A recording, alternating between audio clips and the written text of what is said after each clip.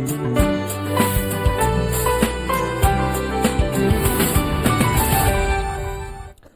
اللہ الرحمن الرحیم۔ السلام علیکم ناظرین، گڈ مارننگ لاہور۔ امید کرتا ہوں کہ آپ تمام لوگ خیریت سے ہوں گے۔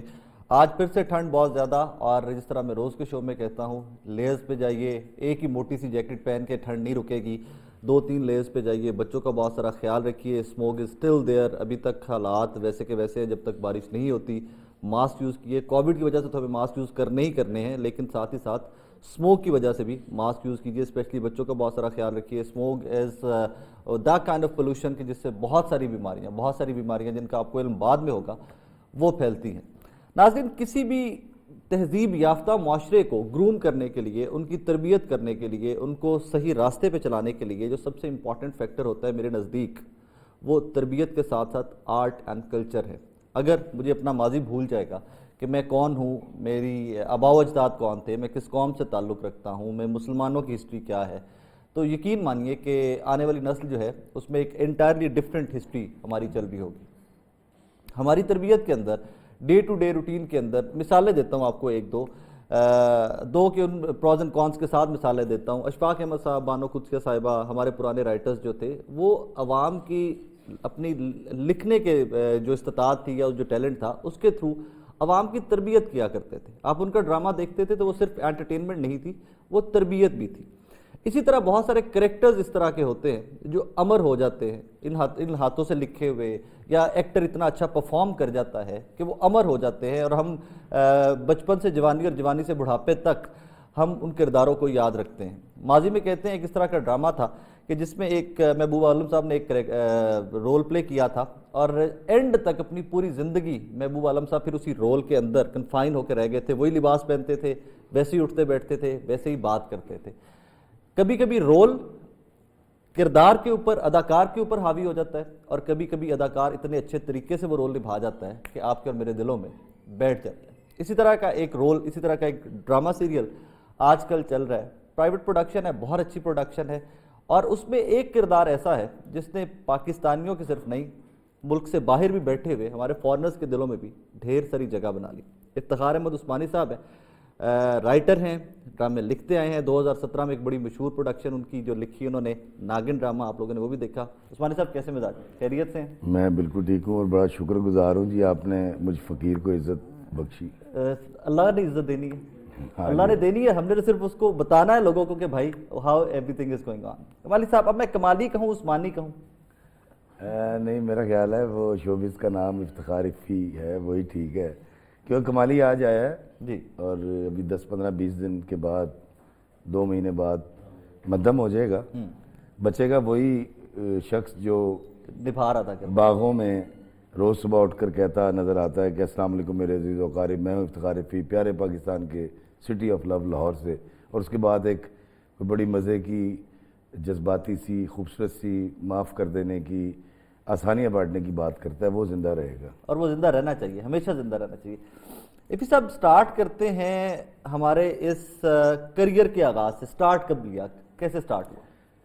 سر، سٹارٹ تو شگل میں ہوا تھا 94 میں، مجھے اخبار سے پتہ چلا کہ کہیں گویتے انسٹیٹیوٹ میں ڈرامہ کلاسز ہو رہی ہیں، ہم وہاں چلے گئے۔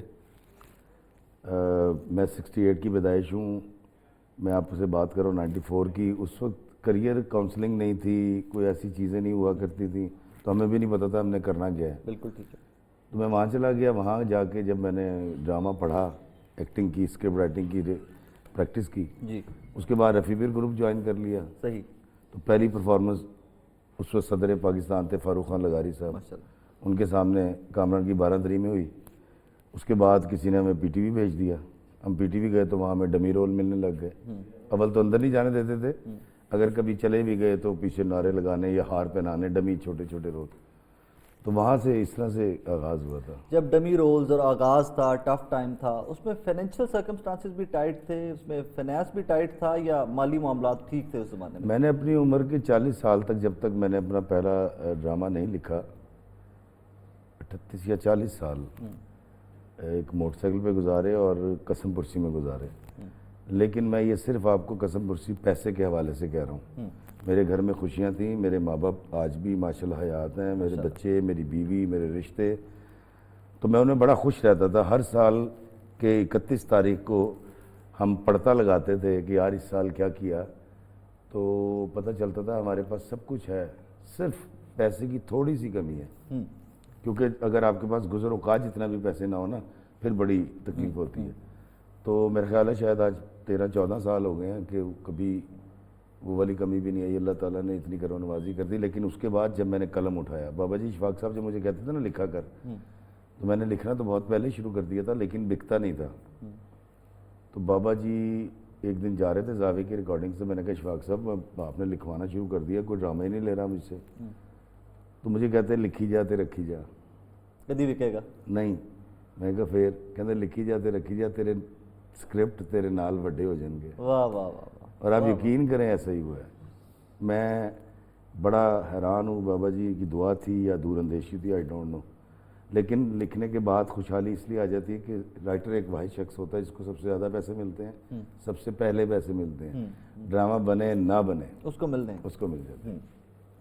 جس فیز کی آپ بات کر رہے ہیں کہ باقی سب کچھ تھا، پیسے کی تھوڑی سی کمی تھی، آج 2021 کے دسمبر میں ہم بیٹھے بات کر رہے ہیں، سب سے امپورٹنٹ ہے ہی پیسے۔ اگر پیسہ نہیں ہے تو مجھے تو کہیں پہ خوشی نظر ہی نہیں آتی، رائٹ لیفٹ دیکھتا ہوں تو ہر طرف بھاگم بھاگی صرف پیسے کی، اور اب اتنے کانٹینٹ بیٹھے ہوئے ہیں کہ بھائی باقی سب کچھ تھا، تھوڑی سی پیسے کی کمی تھی وہ بھی اللہ نے پوری کر دی۔ سر میں یہی تو دیکھیں بابوں کے پاس بیٹھ کے یہی تو سیکھنے کو ملا۔ اشفاق صاحب نہ زندگی میں ہوتے تو میں تو ہلکان ہو جاتا 1% کے پیچھے، اور اس وقت بھی یہی صورتحال ہے۔ مطلب مجھے ابھی میں نے ایک تصویر لگائی پرسوں چوتھ، میں جا رہا تھا Pind Dadan Khan Albiruni college, degree college نے مجھے بلایا، تو میں اس لیے چلا گیا، ایک تو میرے دوست ہے، دوسرا البیرونی میرا بڑا پرانا دوست ہے، وہ آپ کا بھی دوست ہے، جتنے لوگ پڑھتے ہیں تو اس کی ایجادات اور وہ سائنسدان۔ تو میں چلا گیا، راستے میں جاتے موٹر وے پہ علی گاڑی چلا رہا تھا، بڑا بیٹا 20 سال کا، میں بیٹھا ہوا تھا، تو میں نے ایک تصویر لگائی، میں نے لکھا کہ اپنے سب سے پیارے دوست، اپنے سب سے بڑے بیٹے علی کے ساتھ جو آج میرا ڈرائیور ہے۔ بڑے لوگوں نے اس پہ محبت کا اظہار کیا، تو کئی کالز آئیں مجھے، کئی میسیجز آئے، کئی باپوں کے تھے جو روتے ہوئے کہہ رہے تھے کہ یار ایفی صاحب ہم نے اپنے بچوں کے ساتھ بڑی زیادتی کی، ہم نے تو ان سے کبھی اس طرح کی دوستی کی نہیں۔ اور کئیوں نے یہ خواتین نے شکایت کی کہ ہمارا شوہر اپنے بیٹوں کو تو لفٹ ہی نہیں کراتا، آپ کیسے باپ ہیں؟ کہ دوستی بھی ہے اور لیکن ایک کمنٹ جو مجھے تنگ کر رہا تھا وہ یہ تھا کہ ایک بندے نے لکھا کہ ہاں جی افتخار صاحب باپ امیر ہو تو بیٹے دوست بن جاتے ہیں۔ میں نے اس پہ لکھا اللہ کے بندے میں امیر نہیں ہوں، میرا سفر تو دیکھو، نہیں میں خوشحال آدمی ہوں، میں خوش باش آدمی ہوں، ذہنی طور پر میں ذہنی تو میں نے تو ناگن کے بعد ڈرامہ ہی کیوں نہیں لکھا؟ 4 سال سے دیکھا جائے تو پنجابی چ کہو کہ 4 سال تو میں تے ویلا ہے، ٹھیک ہے، تو میں تو بے روزگار ہوں 4 سال سے۔ یہ ڈراموں سے اتنے پیسے ایکٹنگ سے تھوڑی ملتے ہیں کہ آپ کا گھر چلے۔ بالکل ٹھیک 5-7-8 لاکھ روپے میں میرا گھر نہیں چلتا، کیونکہ 1.5-2 لاکھ روپے تو گھر کا خرچہ ہوتا ہے۔ ہے، ایسے ہی تو لوگ یہ سمجھتے ہیں میری گاڑی دیکھ کر یا میری شہرت دیکھ کر یا میرا پیج دیکھ کر کہ افتخار رفیع کو بہت امیر آدمی کا نام ہے، اور نہیں، افتخار رفیع ایک مطمئن آدمی نہیں، ہے۔ افتخار رفیع بہت امیر آدمی ہے، اس نے عزت بہت کمائی، جی اس نے محبت ہاں، بہت کمائی۔ عزت اور محبت کے معاملے میں یا ذہنی آسودگی کے معاملے میں میں بہت امیر آدمی ہوں، میں سیٹھ۔ لیکن اگر آپ دیکھیں ایک پازیٹیو میسج کو لوگوں نے سراہا، میرے بیٹے کی تصویر آپ دیکھیے گا میری وال پہ لگی ہوئی ہے، تو مجھے پھر احساس ہوا، جو اب آ کر شاید میں اس پہ بات کروں گا، کہ یار واقعی کیونکہ ہمارے باپ نے ہمیں دوست رکھا ہے، ہم نے اپنی اولاد کو رکھا، ہم نے اپنے باپ کو کبھی ماں کو گالیاں دیتے مارتے نہیں دیکھا، ہم نے بھی بیوی کو نہیں مارا، بالکل ٹھیک لیکن ہمارے گرد یہ سارے معاملات ہوتے تو ہیں۔ ہے سوسائٹی تو میں حیران یہ ہوا کہ ایک شخص یہ لکھ رہا ہے اور دوسرے نے آگے لکھا تسی ٹھیک کہہ رہے ہو، انڈوز کر دیا گیا، انڈوز کر دیا، حالانکہ میرے بیٹے میرے دوست ہیں۔ ایسے ہی ہونا چاہیے۔ ہاں، اور بیٹے سے بیٹا بڑا کوئی دوست اس لیے نہیں ہو سکتا وہ کبھی آپ کی طبیعت کے خلاف بات نہیں کرے گا۔ ٹھیک بات ہے، ادب احترام محبت کے ساتھ رہے گا ہمیشہ۔ اچھا افتخار صاحب، جس طرح آپ تربیت کی بات کر رہے ہیں کہ وہ گھروں سے ہی آغاز ہوتا ہے تربیت کا، آپ نے اپنے والد کو ویسے دیکھا، اپنے دادا کو وہ زندگی گزارتے دیکھا، آپ نے بھی وہی چیزیں آگے۔ تربیت ایک معاشرے کی، ہماری انڈسٹری کا مین ذمہ داری تھی، مین رول تھا۔ پی ٹی وی نے بڑی اچھی اچھی پروڈکشنز کی، پی ٹی وی نے بہت اچھا کام کیا۔ مجھے ابھی تک یاد ہے اپنے بچپن کے کوئی ڈرامے جو ہیں ان کے کچھ رولز ابھی تک مائنڈ میں سٹک ہیں کہ وہ کیسے بات کرتے تھے، رشتوں کا احترام کیا تھا، زندگی گزارنے کے طریقے کیا تھے۔ ایٹ ونس ڈکلائن آیا، پتہ نہیں معاشرے کو ہوا کیا ہمارے کہ وہ چیزیں بکنے لگ گئی، وہ چیزیں اتنی عام ہو گئی کہ جو پریکٹیکل لائف سے جن کا لینا دینا کوئی نہیں تھا۔ میں ذرا ہارش ورڈ سے استعمال کرنا چاہ رہا، لیکن بدتمیزی کا بول بالا، ہر طرف عجیب عجیب سے ڈرامے چل رہے ہیں، واہیاتی پھیل رہی ہے، ہمارے بچے بھی ان کو وہ دولت کے پیچھے، وہ میٹیریلسٹک کی دنیا کے پیچھے اتنا لگا دیا کہ وہ تعلیم و تربیت تو بہت پیچھے رہ گئی۔ سر دیکھیں، جب ہم بچے کو ڈگری اس لیے کروائیں گے کہ یار یہ ڈگری کر لے 1.5 لاکھ روپے تنخواہ ملے گی، یہ ڈگری کر لے تو ایسے ہو جائے گا، بچے ڈنکیاں مار رہے ہیں چھوٹی چھوٹی عمر کے، باہر جا رہے ہیں، ان سے پوچھو کہ بھائی تم نے ڈنکی کیوں ماری، تو کہتے جی وہ چاچا مامی خورشید دا منڈا بھی تو گیا سی اٹلی، وہ بڑا امیر ہو وہ گیا، بڑا امیر ہو گیا تو میں بھی کرنا ہے۔ دوسرے کا منہ لال دیکھ کر تھپڑ مار کے اپنا لال نہیں کرنا چاہیے، کیونکہ اس نے ہو سکتا ہے سیب کھا کے لال کیا ہو۔ تو ہمیں اب دیکھیں، بلے شاہ کی، میاں میر کی، داتا سرکار کی، اشفاق احمد جیسے صوفیہ اکرام کی یہ زمین ہے، اور ہم ہمیشہ سے محبت بانٹنے والے رہے، اس زمین کے لوگ ہمیشہ پیار بانٹتے رہے، بے شک۔ یہ ایک دم سے اتنے غصے والے کیسے ہو گئے؟ ان کے اندر عدم برداشت کہاں سے آ گئی؟ میں بچپن سے سنتا آ رہا تھا کہ جب ایک گاؤں میں کسی کی شادی ہو جاتی تھی تو کہتے تھے پورے پنڈ دا جوائی ہے، ایسے ہی ہے، اور پورا پنڈ وہی عزت دیتا تھا، وہی محبت دیتا تھا۔ آج ایسا نہیں رہا۔ بالکل ٹھیک ہے۔ آج ہم نے نفرتیں پیدا کر دیں، شاید پتہ نہیں کیوں، مطلب سڑک کے اوپر اگر آپ دیکھ لیں، میں نے کالج دور میں کالم پڑھا، اس میں کسی گورے کا ترجمہ تھا، اس نے لکھا تھا کہ جی کسی ملک کی لوگوں کی تربیت دیکھنی ہے تو آپ ان کی ٹریفک دیکھیں۔ بالکل، مجھے اس سے سمجھ نہیں آئی تھی۔ اشفاق احمد صاحب یہ کوٹ کیا کرتے تھے، اشفاق صاحب بھی کہتے، کوٹ کیا۔ تو وہ اب آگے پتہ لگا کہ ہمارے سڑکوں کے اوپر وہ عبداللہ بٹ ایک بچہ ہے، وہ کہتا ہے سر یہ گاڑی نہیں بھاگ رہی ہوتی، انائیں بھاگ رہی ہیں، انائیں بھاگ رہی، واہ واہ واہ، کہ تو اگے لنگ کے بخا، میں تیری ایسی تیسی۔ کیا خوبصورت۔ تو یاد رکھیے گا، جب دیکھیں ہمارے ساتھ ہوا کیا، ہمارا جو ہیرو ہے، جو ہماری فلموں کا ہیرو تھا، وہ 40 سال سے ولن کو آخر میں مار دیتا ہے۔ اچھا، اس مار تو دیتا ہے، بڑے خوش ہو کے تعلیم جاتے ہیں، لیکن وہ 3 کام کرتا ہے، ماورا عدالت قتل کرتا ہے، یس، تربیت کا آغاز یہاں سے۔ وہ اس کو بٹھا کر، کبھی کسی ولن نے یہ نہیں سمجھایا کہ گل سن غلط کیتا سی اور وہ معافی مانگے یا پولیس آگے اس کو لے جائے۔ بالکل ٹھیک۔ آپ یقین کیجئے کہ جب آپ کا ماورا عدالت قتل کرنے والا آپ کا ہیرو بن گیا اور اس پہ کلیپنگ ہو، اسٹینڈنگ اوویشن تو توقع کیا کریں گے آپ؟ بالکل ٹھیک کہہ رہے ہیں، 100% ٹھیک کہہ رہے ہیں۔ تو ہمیں تھوڑا سا مطلب وہ بابا جی اشفاق صاحب کہا کرتے تھے کہ جو حکومت آتی ہے وہ معیشت سنوارنی شروع کر دیتی ہے، وہ بھائی معاشرت سنوارو، ہاں، معیشت خود ہی سنور جائے گی، سنور جائے گی، خود ہی سنور جائے گی اگر آپ کو اور مجھے بنیادی قوانین زندگی سکھا دیے جائیں۔ بڑے دکھ کے ساتھ تیفی صاحب کوٹ کرنا پڑتا ہے، ریاست مدینہ کا نعرہ تو آج بھی ہم لگا رہے ہیں، موجودہ گورنمنٹ بھی لگا رہی ہے، لیکن ویسا کچھ بھی نظر نہیں آتا۔ ریاست مدینہ میں ایک دم برداشت نہیں تھی، جس طرح آپ بات کر رہے ہیں نا کہ ایک پنڈ دا جوائی پورے، ایک گھر کا جوائی پورے پنڈ دا جوائی ہوندا سی۔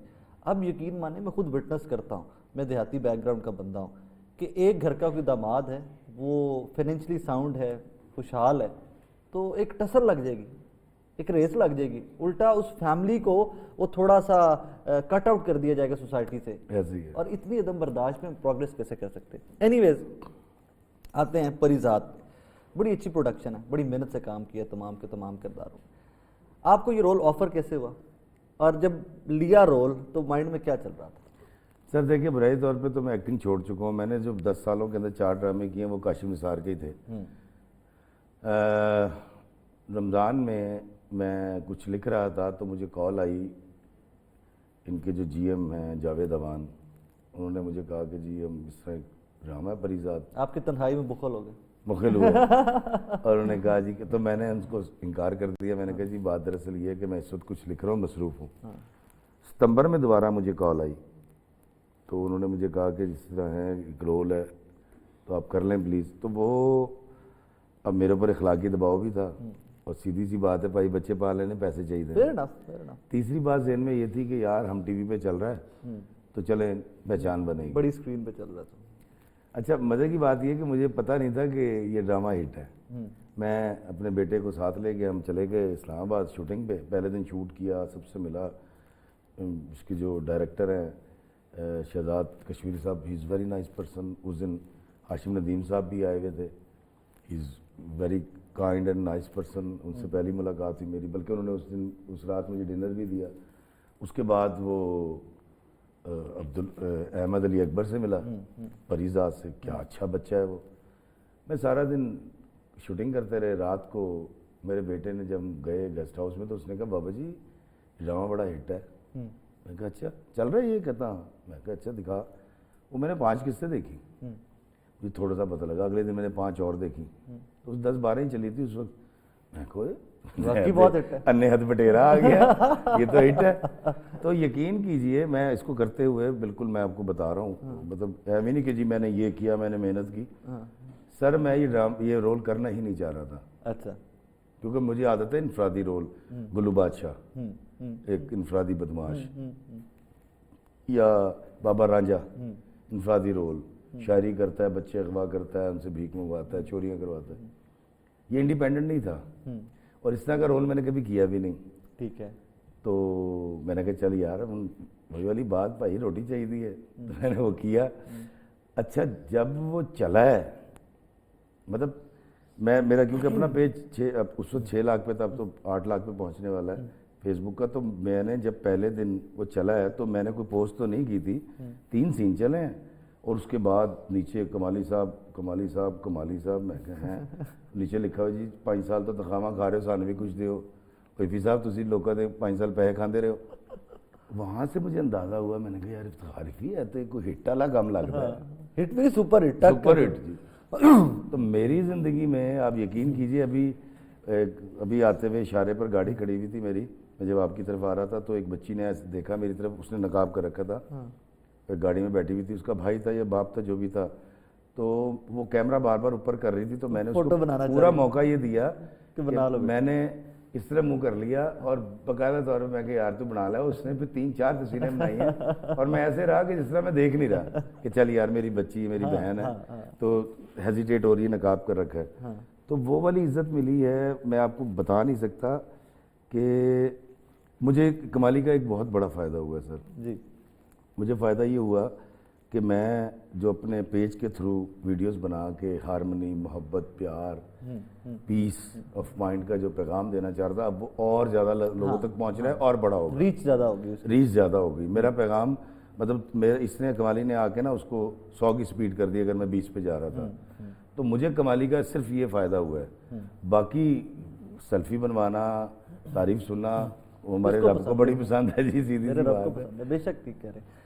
अच्छा, इसमें जब आपने रोल ले लिया और मैं तो फॉलो कर रहा था ये सारा ड्रामा, उसमें स्टार्ट में ना बड़ी एक्सक्यूज मी, उसमें स्टार्ट में बड़ी नेगेटिव वाइब्स आती है रोल की। आपका रोल यूं जा रहा है, कहीं पे नेगेटिव है, कहीं पे एक डायलॉग इस तरह का आगे जहाँ बहुत पॉजिटिव लगता है, और कहीं पे मोस्टली वो मैं क्या सीन्स भी क्या उसको रिक्रिएट करूं, कहीं पे बड़ा नेगेटिव रोल भी है।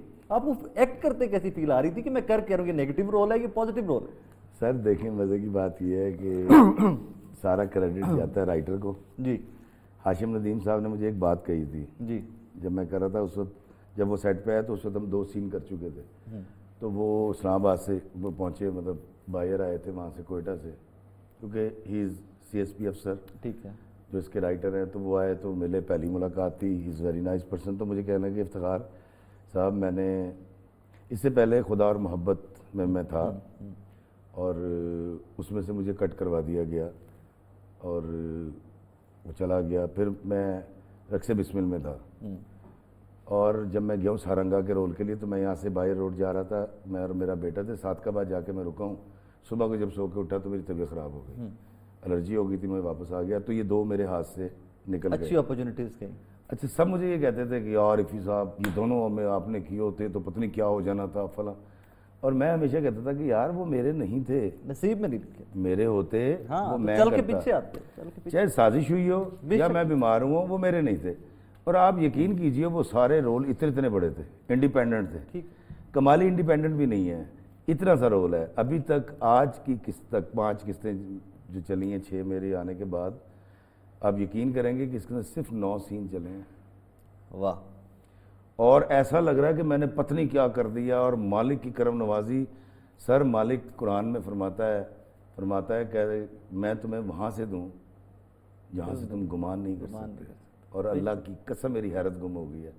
मैं हंस रहा था, अकॉर्डिंग टू एक्टिंग रूल्स या एक्टिंग, बाबा रांझा का एक सीन है जिसके अंदर मैंने 3 स्कूल ऑफ थॉट तीनों एक सीन में परफॉर्म किए हैं, मेलो, रिवायती और मॉडर्न थिएटर। और मेरा और काशिफ निसार का ये ख्याल था, मैं 6 घंटे में सीन किया था कि यार बस ये आएगा और पता नहीं क्या हो जाएगा। लोगों को पता भी नहीं चला जब वो सीन चला है। कभी कभी बहुत बेहतरीन काम लोग निकल जाता है नजर से, पता भी नहीं चलता। और आप अंदाजा लगाए वाइड एंगल में आके वो कहता है मैं मुखिल हो सकता हूँ सर, वाह, वो हिट हो गया, मीम्स बन गई, लोग आ रहे हैं, मुझे हर बंदा ये कहता है मैं मुखिल हो सकता हूँ। मैं वो कर रहा था, शॉपिंग कर रहा था, बेगम साथ थी, खातून आई 55 उनकी एज होगी तकरीबन, उनकी बच्चियाँ साथ, बड़ी मॉडर्न सी, वो करीब आके कहती अस्सलाम वालेकुम कमाली साहब, मैं कही वालेकुम सलाम, कहते हैं मैं मुखिल हो सकती हूँ, मैं कहा जी, कहती वो जो आप तनख्वाहें लेते रहे हैं 5 साल तक मुफ्त, सानू भी कुछ लाओ। लेकिन मैं फिर वही बात करूंगा कि ये रोल इस तरह का था कि वेव से है, ऊपर नीचे जा रहा है, कभी नेगेटिव आ रहा है कि इम्पैक्ट, कभी उसका वो जो होती है ना कि वो फीलिंग आती है, कभी पॉजिटिव आ रहा है, लेकिन आपकी ऑडियंस ने थ्रू आउट इसको बड़ा पॉजिटिवली परसीव किया कि वो नेगेटिव वाली फीलिंग, हालांकि वो जो एक्ट्रेस वाला रोल है जहाँ पे आप मिलवा रहे हैं वो बिजनेसमैन से एंड ऑल दैट, वो नेगेटिव सा इम्पैक्ट है कि आप डील करवा रहे हैं, बीच में आपका अपना कट है, बट वो सारा कुछ इग्नोर करके इस रोल का ओवरऑल इंप्रेशन जो सोसाइटी के ऊपर आया वो पॉजिटिव है। वो मेरा ख्याल पॉजिटिव इसलिए हो गया, स्टार्ट में मुखालफत हुई थी मेरी, पहले एपिसोड के बाद मैंने कई इंटरव्यूज दिए जिसमें उन्होंने कहा जी आपको ये नहीं करना चाहिए था, नेगेटिव भी है, छोटा भी है। मज़े की बात यह है कि वो जो एक इमेज बना हुआ है मेरे वीलॉग्स की वजह से, वो देखें अजीब काम हो गया कि लोगों के वो उसने वैनिश कर दिया नेगेटिविटी। हालांकि कमाली अभी तक मैं देखूं जितने एपिसोड चले हैं तो एक नेगेटिव आदमी अभी है, तक नेगेटिव रोल है, अभी तक कुछ उसने ऐसा नहीं किया। वो इतना मुहज्जब सा रोल है कि उसकी नेगेटिविटी जो है ना वो भी आहिस्ता आहिस्ता चलती है साथ साथ। तो ये उनकी मोहब्बत है कि उन्होंने इसको लाइक करना शुरू कर दिया और इस कदर पसंद करते हैं कि मैं आपको बयान नहीं कर सकता। मैंने एक वीडियो बनाया था, मैं नारकली, मैं क्योंकि थड़ों पे बैठने वाला आदमी, आज भी थड़े पे बैठता हूँ, शुरू से बैठता हूँ, लौरिया हूँ, तो वहाँ नारकली बैठा हुआ था, रात को 2:30 बजे का टाइम, तो 1 या 2 बजे का टाइम था, तो 4 डॉक्टर्स आए और उसने एक ने मुझे आज कहा, उसने बड़ा बड़ा प्यारा मुझे कहता सर जी आपको पता है हम बहाना करके आए हैं, ये डॉक्टर है, हम सब डॉक्टर हैं। हुआ ये था उसके 2 दोस्त मुझसे तस्वीर बना कर लेकर गए, ठीक है, वो 10 बजे से पहले, उन्होंने रात को उसको व्हाट्सअप किया होगा, 1 बजे उसकी आंख खुली रात को, उसने व्हाट्सअप देखा, उसने कहा कमाली साहब कहाँ मिले, उसने कहा फला जगह बैठे हैं, कहता वो चेक करते हैं बैठे हुए हैं कि नहीं। मैं मेन पे बैठा हुआ था चाय वाले के होटल पे, ठीक है, वो आ गए। अब आए कैसे हैं कि एक डॉक्टर ने झूठ बोला वार्डन से दूसरे डॉक्टर के बारे में कि इसकी तबीयत खराब हो गई है तो हम इसका इलाज, डॉक्टर का इलाज करवा, अब वो उसको इलाज करवाने के लिए हॉस्पिटल जाने के लिए चारों निकल के आए। मैंने उनकी वीडियो बना ली और मैंने भी डाल भी दी है, वो 1 लाख से ज्यादा लोगों ने देख भी ली है। ये मोहब्बत है सर, नौकरी का रकड़ा देना नहीं वो अभी पढ़ रहे हैं मतलब। अच्छा डॉक्टर बन रहे हैं। नाज़रीन, इफ्तिखार साहब से गुफ्तगू का सिलसिला जारी रहेगा, एक छोटा सा ब्रेक लेते हैं, उसके बाद ब्रेक के बाद वापस आएंगे। तो मेरे माइंड में एक क्वेश्चन जो मैं किसी भी बड़े आर्टिस्ट से हमेशा से पूछा करता हूं कि हमारी इंडस्ट्री के डिक्लाइन में हमारी फॉरेन प्रोडक्शन का कितना हाथ है, कि जो बहुत सारे ड्रामा सीरियल्स हम बाहर के आजकल हमारे PTV पे, हमारे बहुत सारे बाकी चैनल्स पे चल रहे हैं और लोग बड़े शौक से देखते भी हैं। मैं इस चीज़ पे तो बिल्कुल 100% कायल हूँ कि वो मेरे मुल्क के हीरोज़ नहीं हैं। आप उनको आलम इस्लाम का हीरो बना के बेचना चाहें या आप उसको कोई भी एंगल दे के मार्केट करना चाहें तो वो एक डिफरेंट बहस या डिफरेंट डिबेट है, लेकिन मेरे मुल्क के हीरोज़ राय अहमद खान खरल साहब हैं, मेरे मुल्क के हीरोज़ दुल्ला भट्टी है, मेरे मुल्क के या इस खित्ते के हीरोज़ और हैं। हम उनको इतना ग्लोरीफाई क्यों नहीं करते, इस पर बात करेंगे। छोटी सी ब्रेक, मेरे साथ रहिएगा।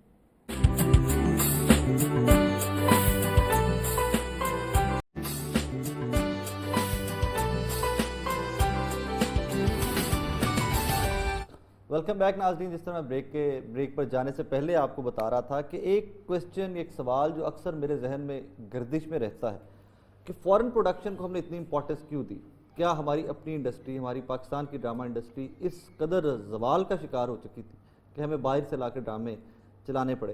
इफ्तिखार साहब, इससे पहले कि मैं इस सवाल पे आऊँ, ब्रेक पे यहाँ पर मैं बात कर रहे थे आपके बच्चों के बारे में, एक्टिंग में आना चाहें तो इजाज़त है उनको?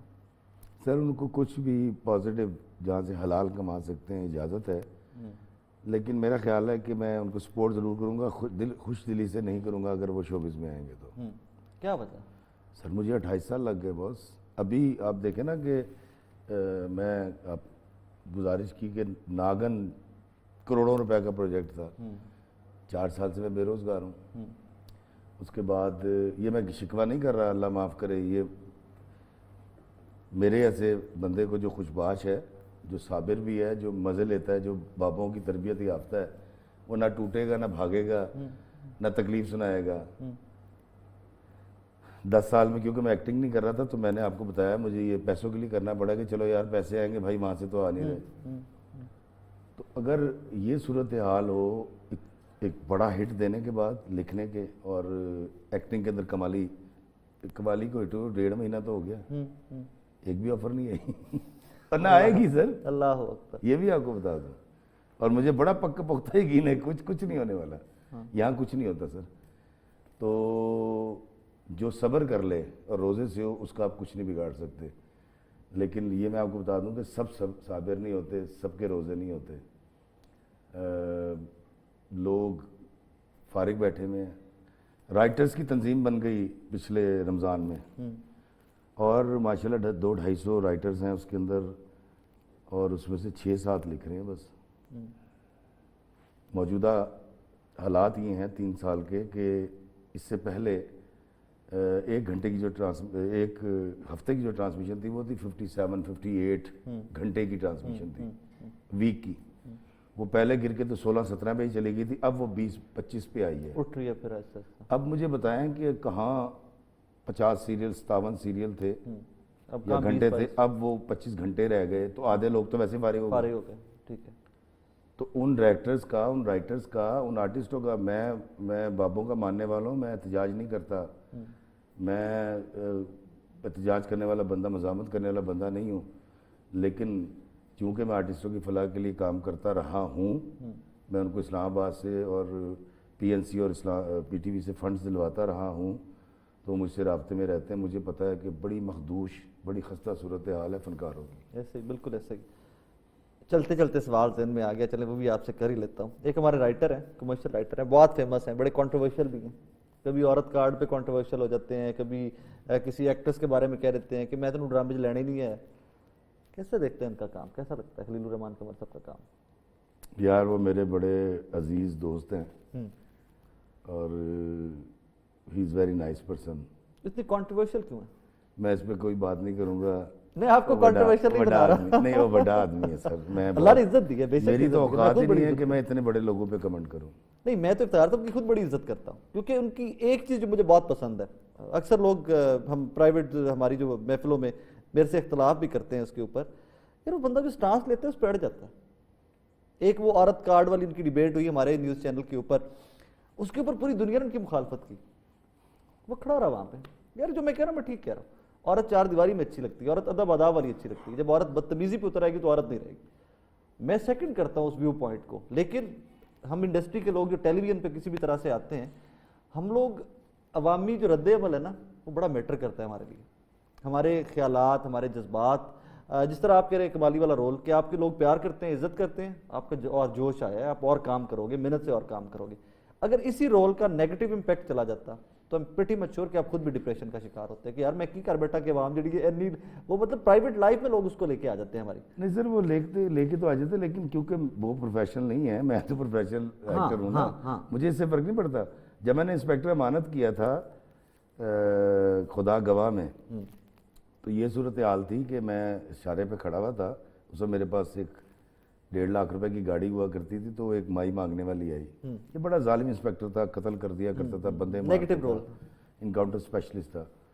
تو وہ میں نے 5 کا سکہ نیا آیا تھا, میں نے اس کو سکہ دیا, تو اس نے ایسے کر کے دیکھا مجھے, کہہ رہی تو انسپیکٹر امانت ہے. میں کیا ہو, میرے منہ پہ سکہ مارا, کہنے دور فٹے منہ لوگوں نے بچے مارنا. اب یہ دیکھیں کتنا پاورفل رول تھا کہ آپ نے جو رول کیا ہے وہ لوگوں کے مائنڈ میں ویسے کا ویسا بیٹھ گیا.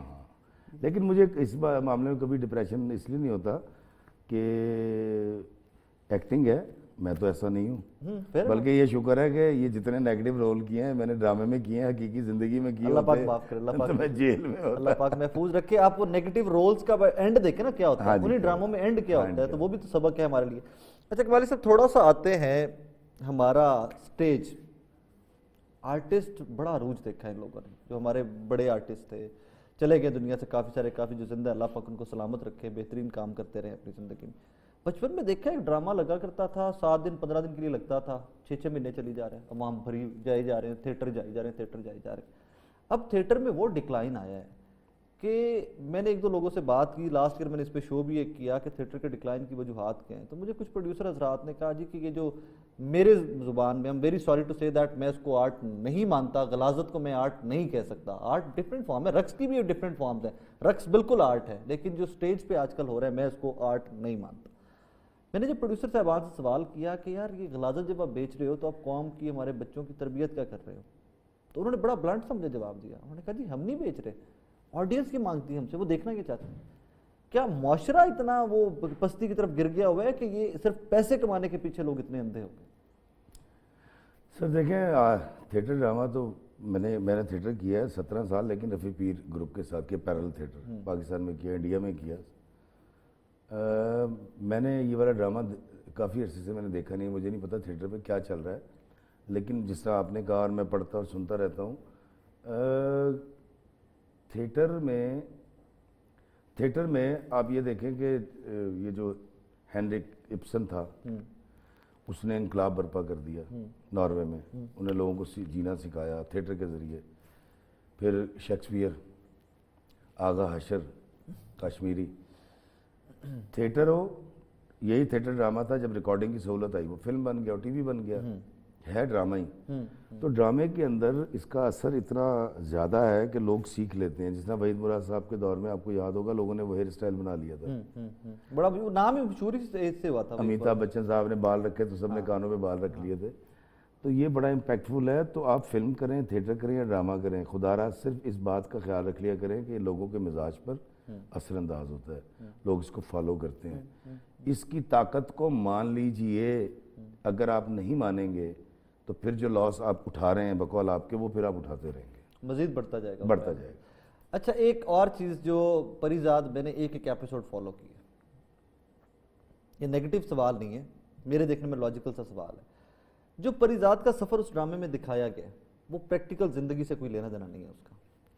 اور میں نے بہت سارے بچے ہیں جن کو میں دیکھتا ہوں ڈیجیٹل میڈیا پہ، وہ دو کے مجھے تو وہ کبھی فرق ہی نہیں لگا، لیکن بچوں کے جس کا کلر تھوڑا سا سانولا ہے، ٹین ہے تھوڑا سا، یا جو مشکل مالی معاملات ہیں اس کی زندگی کے، وہ آگے لکھ دیتے ہیں کہ پریزاد کمنگ سون، کہ جی میرا مستقبل پریزاد ہے. وہ اس کو آئیڈلائز کر رہے ہیں اس کریکٹر کو.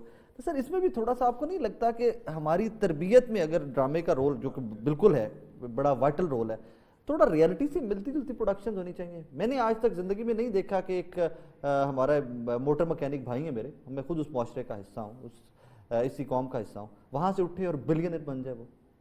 تو اتنا اس کو فینٹسائز کر کے ایک چیز کو دکھا دینا کہ لوگ اس کا نیگیٹو امپیکٹ زیادہ لینے لگ جائیں کہ محنت کا رستہ چھوڑ کے بس میں کسی ایک گینگسٹر کا، کسی ایک ڈان کے ساتھ لگ جاؤں تو میں ارب پتی بن جاؤں گا. تھوڑا سا نیگیٹو امپریشن نہیں جاتا سوسائٹی؟ جی بالکل. ابھی تک ہاشم ندیم صاحب کی یہی تو ایک ادبی قد ہے کہ ابھی تک انہوں نے پوری قوم کے خواب، حسرتیں، آرزویں اسکرین پہ دکھا رہے ہیں اور لوگ دیکھ رہے ہیں. واہ واہ واہ واہ. لوگ لکھ رہے ہیں کہ جی یا اللہ ہمیں بھی ایک سیٹ بیروز کریم عطا فرما. پریزاد ساملا ہے، ہم سب ساملے ہیں. اس کو کالا دکھانے کے بعد ہم سب سمجھتے ہیں بھائی کریمیں بک رہی ہیں اسی ملک میں.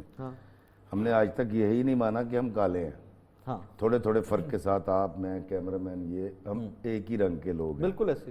اور 19.5-20 کا فرق، 19 کا بھی نہیں. اور جب اللہ کہتا ہے کہ میں نے سب سے اعلیٰ مخلوق انسان کو بنایا تو یار مان لو سارے اسی بڑے چنگے ہیں کیونکہ اللہ نے بنایا. بالکل ٹھیک. دوسری بات یہ ہے کہ کدی ایک کڑی تے عاشق ہو جاتا ہے، کدی دوسری تے ہوندا ہے، پھر تیسری تے ہو جاتا ہے. کام کم کوئی کردا نہیں، خواب دیکھتا رہتا ہے، لیکن سافٹ سپوکن ہے، شاعری کرتا ہے اور سافٹ سپوکن ہے. اس کے بعد ایک سیٹ سے ملتا ہے تو اس کی بیوی کے ساتھ اٹی سٹی لگا لیتا ہے. تو وہ اب دیکھیں اس کی بیوی کو فیسلیٹیٹ کس بات پہ کر رہا ہے، وہ خیانت کرنے جاتی ہے. نیگیٹو ہے. اس کے بعد کہتا ہے مجھے مار دو، وہ کہتا ہے میں مرموں کو نہیں مارتے. تو سیٹ کا مہربانی تھی، اس نے مارا نہیں اس کو. اس کے بعد کہتا ہے جی اس کی بیوی کو قتل میں نے کیا. پھر جھوٹ، ایک اور جھوٹ، مطلب قتل کا الزام لے لیا. پھر اندر چلا گیا، واپس آیا تو اس کو بتایا کہ سر آج کے بعد آپ ہمارے باس ہیں، مالک آپ ہیں. اب وہ پیسے بانٹتا پھر رہا ہے. بھائی اس نے اپنا کنواں کھود کے پانی نہیں پیا. اور یہی میں بار بار کہہ رہا ہوں، مجھے امید ہے، میں ڈرامے کی آگے کی کہانی نہیں جانتا. وہ تو میں پوچھنے والا تھا آپ سے. میں وہی بتا رہا ہوں، میں ڈرامے کی اگلی کہانی نہیں جانتا، اور جتنی جانتا ہوں وہ بھی نہیں بتاؤں گا. لیکن ایک بات میں آپ کو بتا دوں سر، ہاشم ندیم جیسا شخص، اور سبق کا موز ہے اینڈ، مجھے نہیں پتا، یہ پوچھ رہا ہوں، میں نے ڈیٹیل بھی نہیں پوچھ. وہ تو سب کا ہوتا ہے، سبق کا موز تو سب کا وائنڈ اپ. صرف یہی رہنا ہو کہ پریزاد سارا کچھ بیچ باٹ کے دبئی شفٹ ہو گیا، لنڈن چلا گیا، وہاں جا کے اپارٹمنٹ لے لیا، پریزاد باقی زندگی وہاں گزارے گا. یہ بڑا نیگیٹو امپیکٹ اس کا جائے گا. نہیں دیکھیں میں آپ کو بتاتا ہوں، افسانے اس میں ناول میں تو یہ ہوا تھا کہ مر گیا تھا، لیکن میں آپ کو ذاتی جو میری بات ہوئی ہے، میں نے ہاشم بھائی کو بھی 4-5 دن پہلے بھی فون پہ کہا تھا، میں کہا ہاشم بھائی ایک تو اس کو ماریے گا نہیں، اور مجھے لگتا ہے اس کا یہ والا اینڈ بڑا اچھا ہوگا اور پھر دونوں ہنسی خوشی رہنے لگے۔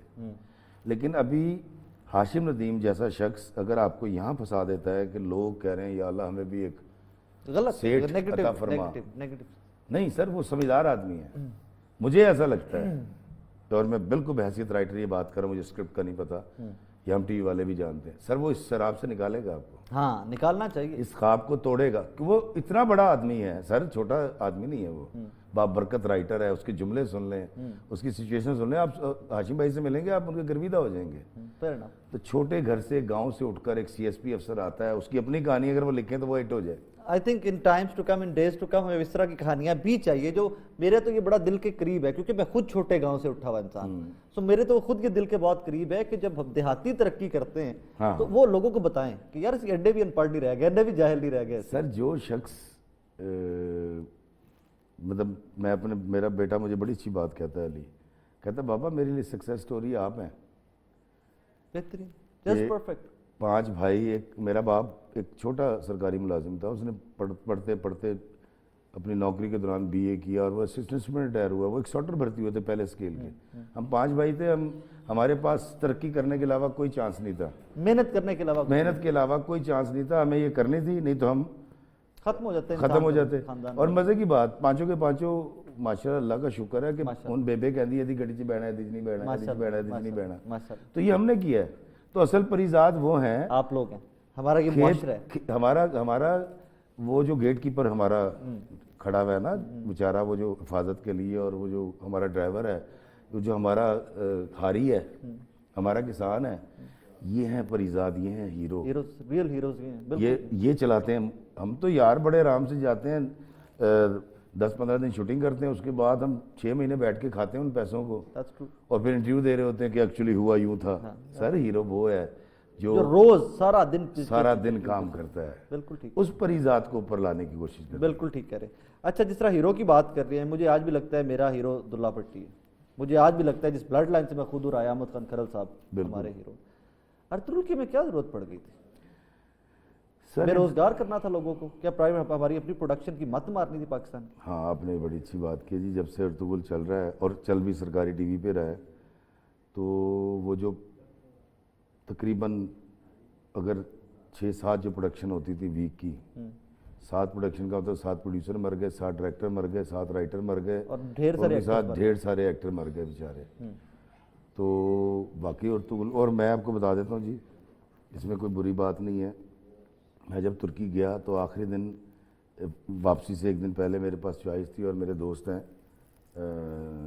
کیا نام ہے عباسی صاحب، مصور عباسی، انہوں نے مجھے کہا کہ وہ میں نے گاڑی کہہ دی ہے صبح فجر کے وقت آپ برسا اور وہاں چلے جائیے گا عثمان اور ارطغرل کے۔